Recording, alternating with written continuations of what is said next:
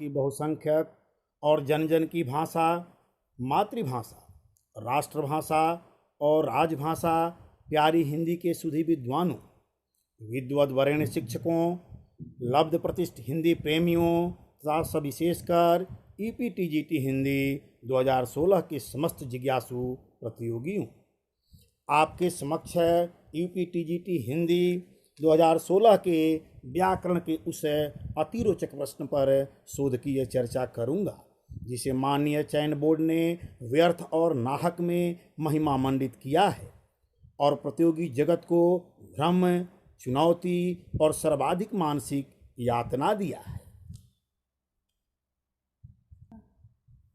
UPTGT Hindi 2016 का विवादित प्रश्न, चर्म शब्द का संभिन्नार्थक क्या है? चरम, चमड़ा, चित्र, अंतिम। चयन बोर्ड द्वारा जारी प्रथम उत्तरमाला में चर्म शब्द का संभिन्नार्थक चमड़ा माना गया है। दूसरी संशोधित उत्तरमाला में चरम माना गया है, जबकि तृतीय संशोधित उत्तरमाला में भी चरम ही माना गया है। समाधान, संभिन्नार्थक का अर्थ है वैसा शब्द जो पहले समान अर्थ का भान कराए लेकिन बाद में व्याकरणिक और सही अर्थ प्रामाणिकता के साथ सिद्ध करे। इस परिभाषा के अनुसार चर्म का सही संभिन्नार्थक शब्द चमड़ा है, जिसे प्रथम उत्तरमाला में चयन बोर्ड ने जारी किया था। द्वितीय और तृतीय संशोधित उत्तरमाला में चयन बोर्ड ने चरम माना है, जो संभिन्नार्थक है ही नहीं। चरम तो श्रुति संभिन्नार्थक शब्द है। इसे हिंदी व्याकरण की किसी भी पुस्तक में देखा जा सकता है। साक्ष्य के लिए हम कुछ प्रख्यात और प्रामाणिक पुस्तकों को लिपिबद्ध और अंकित कर रहे हैं। एक प्रख्यात लेखक डॉक्टर पृथ्वीनाथ पांडे ने अपनी पुस्तक मानक सामान्य हिंदी पृष्ठ 176 पर इसे समान भाषी भिन्नार्थक शब्द माना है।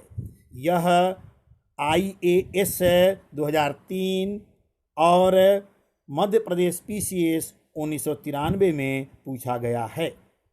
2 सुप्रसिद्ध लेखक डॉक्टर हरदेव बाहरी की पुस्तक हिंदी शब्द अर्थ प्रयोग के पृष्ठ 117 पर इसे समध्वनि भिन्नार्थक रूप में देखा जा सकता है। तीसरा, बहुचर्चित व्याकरणाचार्य डॉक्टर वासुदेवनंदन प्रसाद ने अपनी लोकप्रिय पुस्तक आधुनिक हिंदी व्याकरण और रचना में इसे समोच्चरित भिन्नार्थक शब्द कहा है।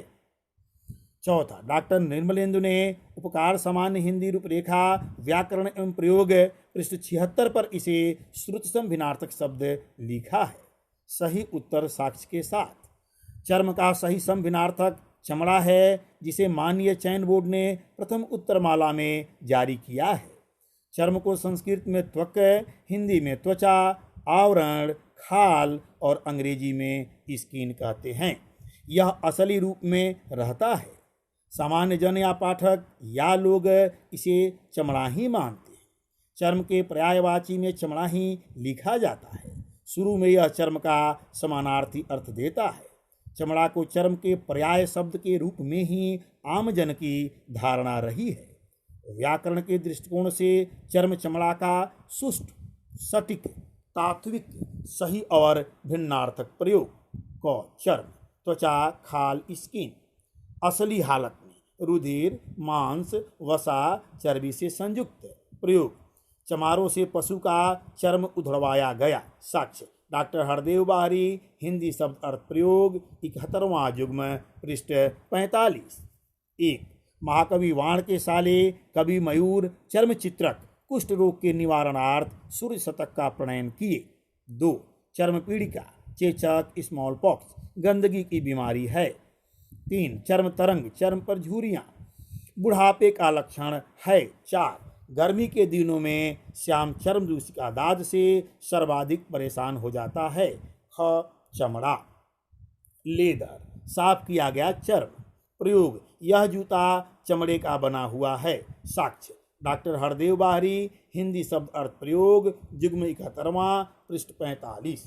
विशेष, स्वाध्याय शोधपूर्वक यह सिद्ध करता है कि चर्म और चर्म कर्ण इंद्रिय तक सीमित है, जबकि चर्म और चमड़ा मस्तिष्क का कार्य है।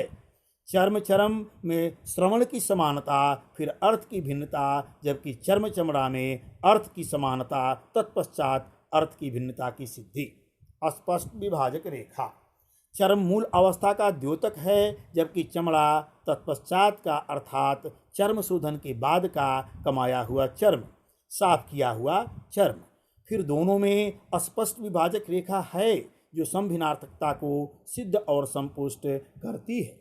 ध्यातव्य: संभिन्नार्थक को व्याकरणाचार्यों ने एकार्थक, अपूर्ण पर्याय, समानार्थक शब्दों में सूक्ष्म अर्थभेद, समानार्थक प्रतीत होने वाले भिन्नार्थक शब्द इत्यादि कई नामों से अभेद किया है। विशेष उदाहरण: संस्कृत में एक शब्द है गर्भिणी, उससे विकसित हुआ गाभिन। है तो दोनों पर्यायवाची, परंतु आवश्यकता के अनुसार इन दोनों में भेद किया गया। गर्भिणी स्त्री और गाभिन पशुजात की मादा। प्रयोग: गर्भिणी। 1. प्रभु श्री राम ने गर्भिणी माता सीता को प्रजा के लोकापवाद से बचने के लिए अयोध्या से निष्कासित किया था। गाभिन: 1. मेरी कपिला गाय इस समय गाभिन है।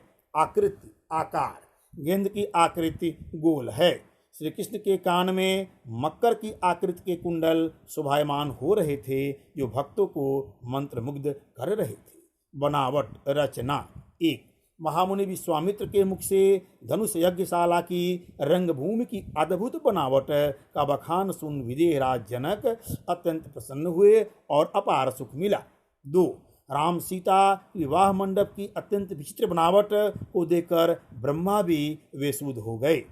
न्याय के लिए निवेदन: चयन बोर्ड के माननीय सचिव और अध्यक्ष से सादर अनुरोध, विनय, निवेदन, अभ्यर्थन, प्रणमन, अस्तमन और करबद्ध प्रार्थना है कि न्याय की तकाजा को ध्यानस्थ करते हुए इस प्रश्न का सही उत्तर चमड़ा को माना जाए और न्याय का मार्ग प्रशस्त किया जाए।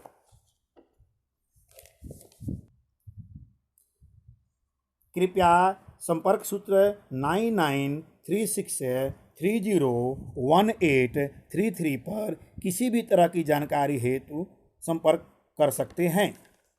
किसी भी तरह की प्रतिक्रिया हेतु कमेंट स्थल का सदुपयोग करें। बहुत बहुत धन्यवाद।